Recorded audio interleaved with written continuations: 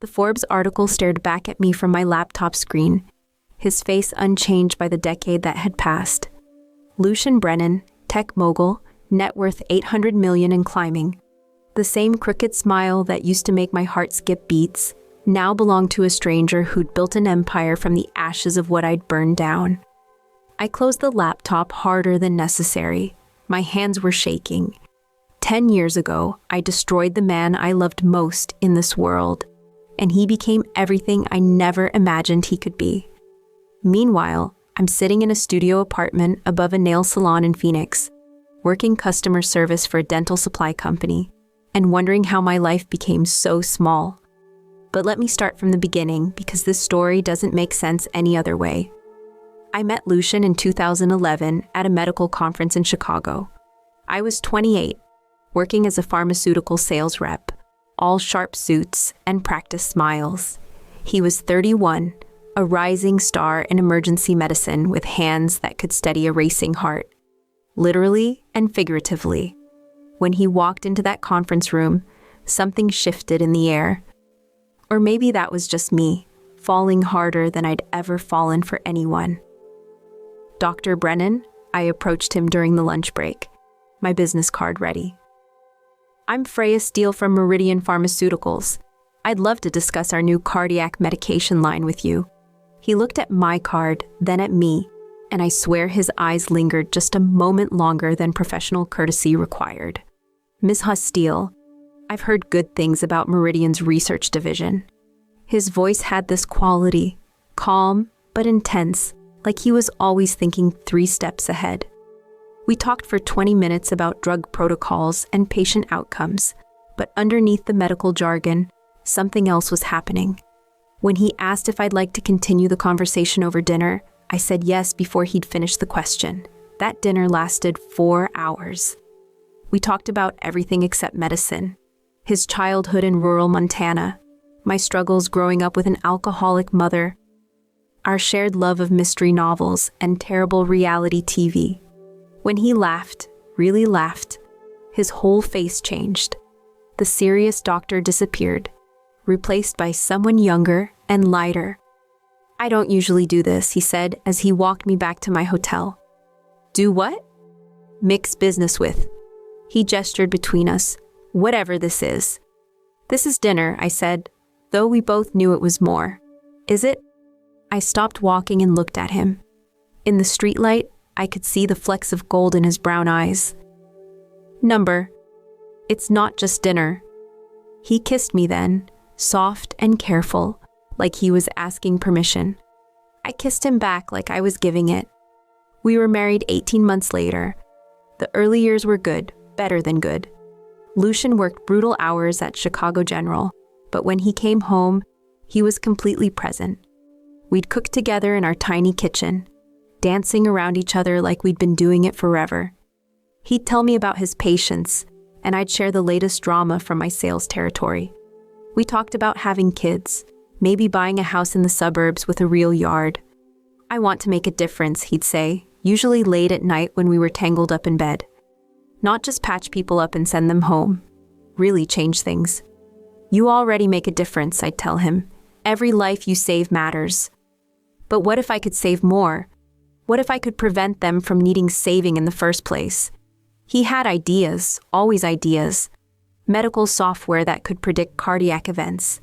Wearable devices that monitored vital signs in real time. Technology that could revolutionize patient care. I loved listening to him dream, even when those dreams felt impossibly big. But dreams don't pay the bills, and by year 4, the shine was wearing off. Lucian's residency was over, but he'd chosen to stay in emergency medicine instead of pursuing a lucrative specialty. My pharmaceutical job was demanding more travel, more time away from home. We were like ships passing in the night, exhausted and increasingly distant. The argument started small. Why hadn't he picked up the dry cleaning? Why was I always traveling for work? Why did he spend so much time at the hospital when other doctors managed to leave at reasonable hours? The tiny fractures in our relationship grew wider with each passing month. I remember one particularly ugly fight in December 2016. I just returned from a week-long sales trip to find our refrigerator empty and a pile of medical journals scattered across the kitchen table where we used to eat dinner together. "This is what I come home to?" I asked, gesturing at the mess. "I'm gone all week working, and you can't even manage to buy groceries?" "I've been working too, Freya. I just finished a 72-hour shift. And I just finished closing 3 major hospital accounts in 5 days. We both work hard, but somehow I'm the only one keeping our household running." He looked up from his journal, exhaustion etched in every line of his face. "What do you want me to say? That I'm sorry for saving lives? That I should care more about groceries than keeping people alive?" "I want you to care about us," I shot back. "About our life together. When's the last time we had dinner together? When's the last time we talked about anything other than your patients or my quotas? We're talking now. We're fighting now. There's a difference." That night, he slept on the couch. It was the first time we'd slept apart since our wedding, and it felt like the beginning of the end. The real trouble started when he began talking seriously about leaving medicine. "I've been thinking," he said one evening in 2017, picking at his dinner. "Maybe it's time to take a risk." "What kind of risk?" "I want to start a company, medical technology. I've got some ideas that could really work. Revolutionary stuff." I set down my fork. "You want to give up medicine to become an entrepreneur?" "Not give up, expand. Use my medical knowledge to create something bigger." "Lucian, we have a mortgage. We have responsibilities. You can't just throw away 8 years of medical training on a maybe." "It's not a maybe. I've been working on some prototypes, talking to investors." "Investors?" My voice pitched higher. "When? How long have you been planning this without telling me?" "I'm telling you now, but that was the problem. He wasn't asking me. He was informing me. After everything we'd built together, he was ready to risk it all on some fantasy about becoming the next Steve Jobs. We fought about it for months. Real fights. The kind that leave scars. I felt like he was abandoning me, abandoning us, for some impossible dream. He felt like I didn't believe in him, didn't support his ambitions. We were both right, and we were both wrong. "You don't understand," he'd say during our worst arguments. "I'm suffocating in that hospital. I see the same problems over and over again, and I know there are better solutions. I know I could create something that would help millions of people, instead of just the few who end up in my emergency room." "And what about the people who need you now? What about your patients? What about me?" "This isn't about abandoning anyone. It's about growth. It's about reaching our potential." "Our potential? Since when is this about us? You've made all these decisions without me. You've been meeting with investors and building prototypes and planning your entire future without asking what I want. What do you want, Freya?" "Really? Because sometimes I think you want me to stay exactly where I am, doing exactly what I'm doing, so you never have to worry about change." He was right, and I hated him for it. I was terrified of change, terrified of losing the security we'd built, terrified of watching him fail at something so public and devastating. But more than that, I was terrified of losing him to dreams that felt bigger than our love. The final blow came in March 2018. Lucian had been spending more and more time at his lab, really just a converted garage space he rented across town. He'd disappear for entire weekends, coming home exhausted and distracted. When I asked what he was working on, he'd give vague answers about proprietary technology and competitive advantages. Our conversations became stilted, careful. We moved around each other like strangers, polite but distant. I felt like I was losing him inch by inch, and I didn't know how to stop it. The night before I followed him, we had what would be our last real conversation as husband and wife. "I miss you," I said as we lay in bed, careful not to touch. "I miss us." "I miss us too," he replied, his voice soft in the darkness. "But I don't know how to be who you need me to be and still be who I need to be." "What does that mean?" "It means I think we want different things now. You want stability, predictability. You want the life we planned when we were 28 and 31 and thought we had everything figured out. And you want what?" I want to see what happens if I stop being afraid of failing. What if you do fail? Then I'll deal with that when it happens. But Freya, what if I don't? What if everything I've been dreaming about actually works? I couldn't answer him because I was too afraid to imagine a world where his dreams came true, and I wasn't part of them. I followed him the next Saturday. I'm not proud of it, but I was desperate. Our marriage was crumbling, and I felt like he was living a double life. I parked across the street from the garage and waited. What I saw destroyed me. A woman came out of the building around noon. Tall, blonde, beautiful in that effortless way some people are. She was laughing at something, looking back toward the door where Lucian appeared a moment later. They stood close together, talking, and then she touched his arm in a way that was far too familiar. My heart shattered into 1,000 pieces. But it wasn't just the touch that broke me. It was the way he looked at her, the way his whole body language changed when she was near. He was animated, excited, fully present in a way he hadn't been with me in months. This woman, this stranger, was getting the best of my husband while I got the leftovers. I watched them for 20 minutes, memorizing every interaction, every smile, every casual touch. When she finally left, driving away in a sleek black Tesla, I sat in my car and cried until I couldn't breathe. I didn't confront him immediately. I went home and paced the living room for hours, trying to make sense of what I'd seen. When he finally came home that evening, I was ready for war. "Who is she?" I asked before he'd even closed the door. "Who is who?" "The blonde, from your lab." Something flickered across his face. Surprise, guilt, I couldn't tell. "Freya, what are you talking about?" "I saw you with her. I saw how she touched you." "You followed me?" His voice was quiet, dangerous. "Answer the question, Lucian." "Who is she?" He ran a hand through his hair, suddenly looking older. "Her name is Sophia Chen.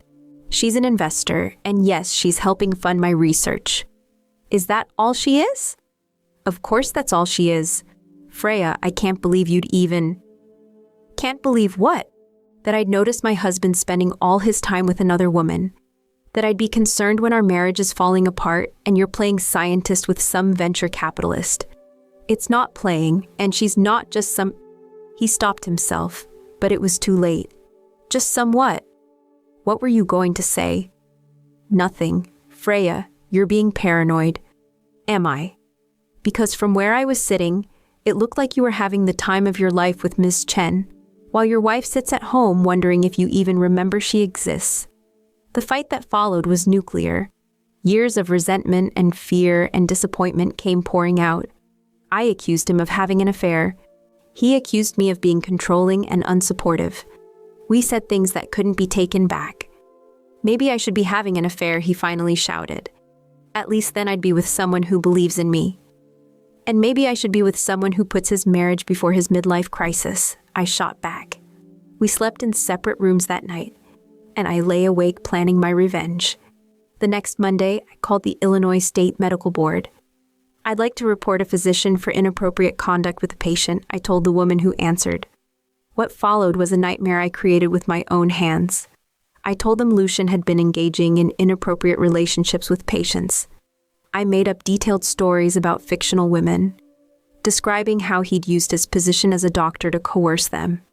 I knew enough about hospital procedures and medical terminology to make my lies sound credible. I told myself I was protecting other women from a man who'd clearly lost his moral compass. But really, I was just a wife who'd been hurt and wanted to hurt back. The investigation began immediately. Lucian was suspended pending review. He came home that evening looking like he'd been hit by a truck. "They've suspended me," he said, standing in our doorway like he was afraid to come inside. "What? Why?" "Someone filed a complaint. Multiple complaints, actually. They're saying I've been inappropriate with patients." His voice was hollow, confused. "Freya, I would never..." I should have told him then. Should have called the medical board and retracted everything. Instead, I played the supportive wife, held him while he cried, and let him believe his world was ending because of some vindictive patient or colleague. The investigation took 8 months. 8 months of lawyers and depositions and character witnesses. 8 months of watching the man I loved disappear piece by piece. He couldn't work, couldn't practice medicine, couldn't do the thing that had defined him since he was 18 years old. The garage lab closed. Sophia Chen stopped returning his calls. His revolutionary medical technology gathered dust, while he fought for his professional life. During those 8 months, I watched him transform from the confident doctor I'd married into a shadow of himself. He barely ate, barely slept. He spent hours staring at legal documents, trying to understand how his life had fallen apart so completely. "I keep thinking about my patients," he said one night, his voice barely a whisper. "Mrs. Rodriguez with the heart condition. Tommy, the kid who comes in every month with his asthma attacks. They trust me. How am I supposed to explain to them that I can't help them anymore?" The guilt was eating me alive, but I was too deep in my lies to find a way out. Every day that passed made it harder to confess.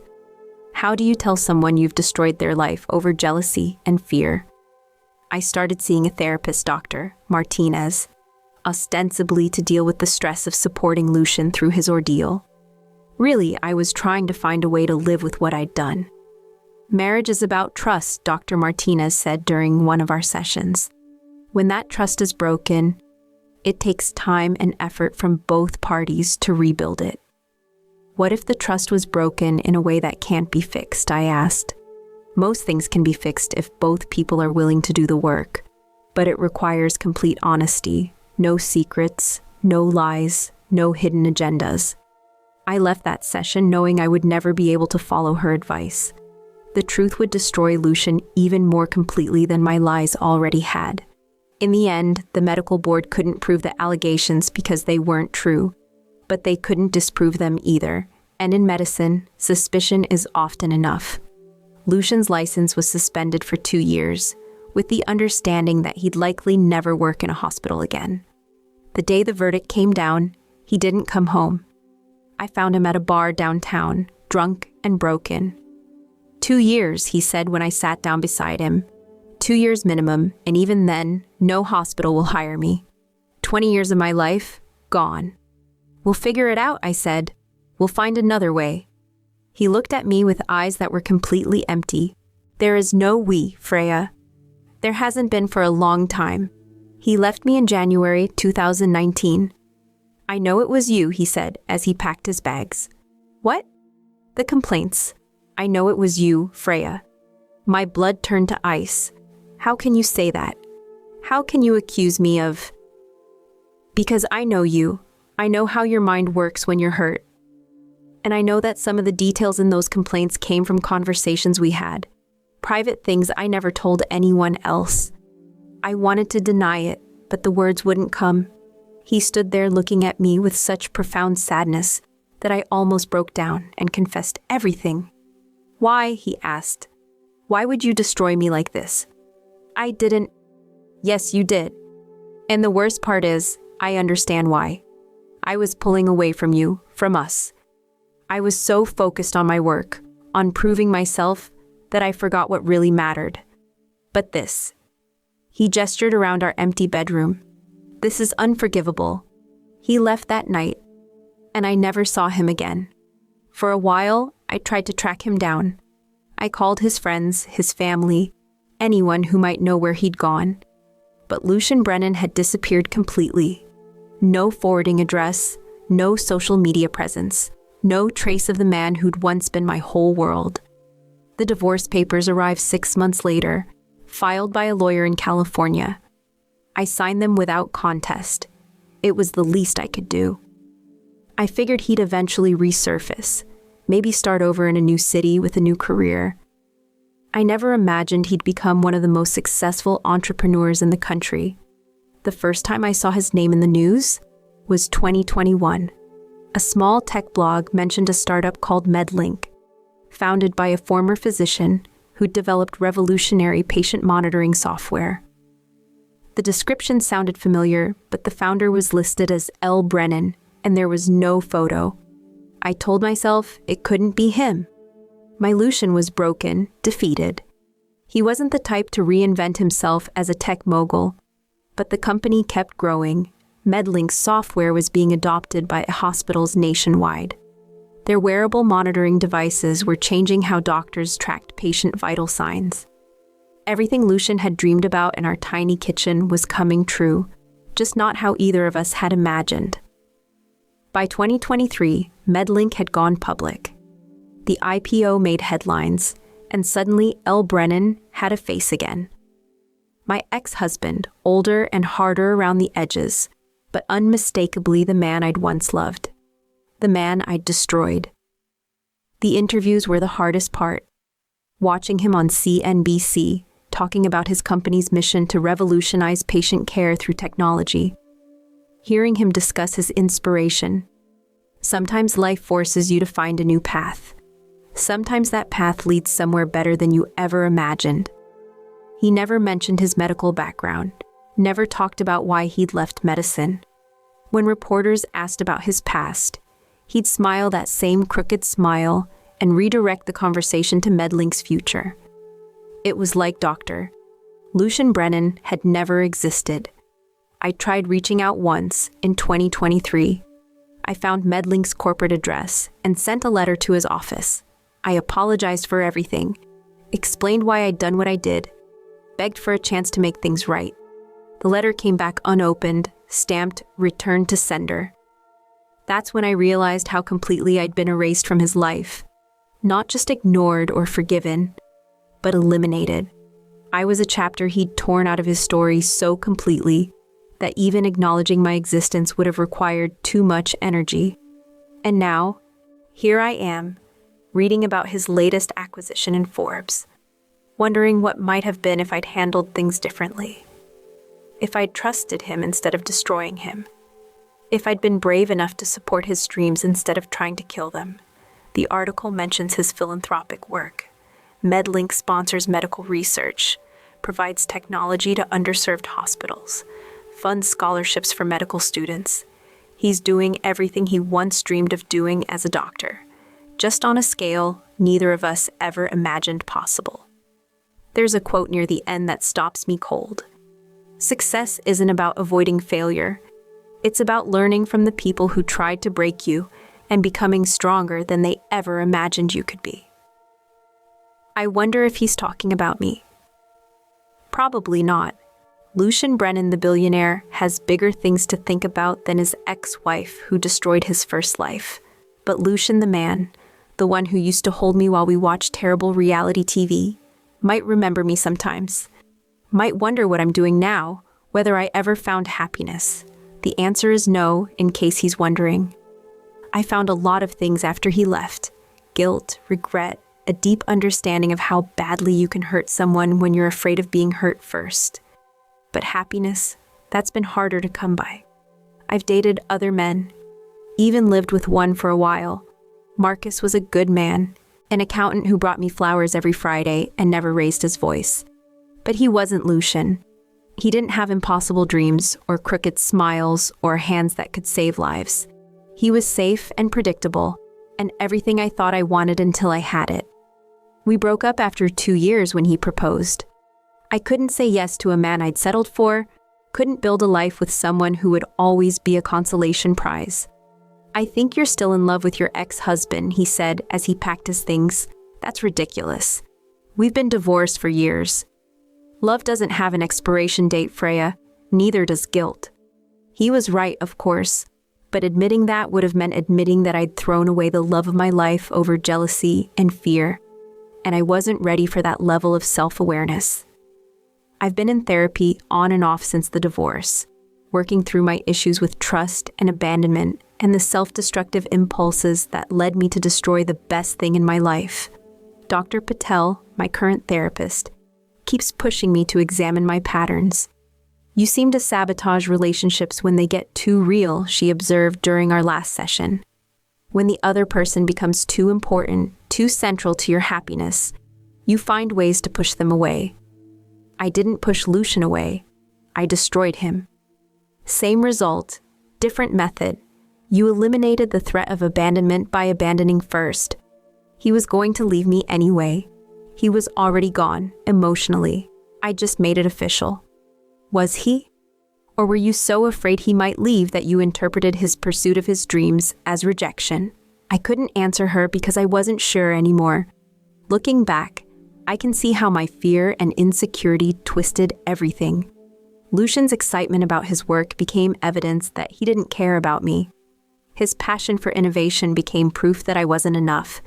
His friendship with Sophia Chen became an affair that existed only in my imagination. I destroyed my marriage over a relationship that was never anything more than professional collaboration. Sophia Chen was his business partner, his investor, the person who believed in his vision when his own wife didn't. I made her into a threat because I couldn't bear to admit that the real threat was my own fear. The cruelest irony is that Lucian's dreams came true anyway.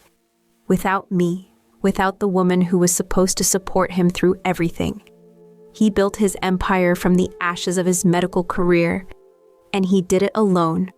Sometimes I wonder what would have happened if I'd made different choices, if I'd supported his entrepreneurial dreams instead of trying to sabotage them, if I'd trusted him instead of destroying him. Would we have built MedLink together? Would I be by his side now, sharing in his success? But that's just fantasy. The reality is that I showed him exactly who I was when things got difficult. And he chose to build his life without that kind of toxicity. He chose to surround himself with people who lifted him up instead of tearing him down. Lucian Brennan built a billion-dollar empire from the ruins of his old life. I built a studio apartment and a customer service job from the ruins of mine. We both got what we deserved, I suppose. I close the laptop and look out my window at the Phoenix sunset. Somewhere out there, probably in a boardroom or first-class cabin, is the man I once called my husband. He's planning his next acquisition, funding his next research project, changing the world in ways I helped make possible. And he doesn't even know I exist anymore. Maybe that's for the best. Maybe some stories don't get happy endings, just honest ones. Maybe the best thing I can do for both of us is disappear the way he once did. Start over in a new city with a new name and a new life, built on something other than the ashes of what I destroyed. Or maybe I'll stay right here in this small apartment above a nail salon, carrying the weight of what I did and who I used to be. Maybe that's my penance, my reminder that the choices we make in moments of fear and rage can echo for years in ways we never imagine. Either way, I hope he's happy. I hope Sophia Chen or someone like her makes him laugh the way he used to laugh with me. I hope he finds love again, the kind that builds instead of destroys. I hope he's forgiven me, even if he's forgotten me. And sometimes, late at night, when the nail salon below is quiet and the Arizona desert stretches endlessly outside my window, I hope he remembers me too. Not the woman who destroyed his life, but the one who loved him first. The one who believed in his impossible dreams before anyone else did. The one who's sorry it took losing him to understand what she'd had. But mostly, I just hope he's happy. Because happiness is what I stole from both of us, and at least one of us deserves to find it again.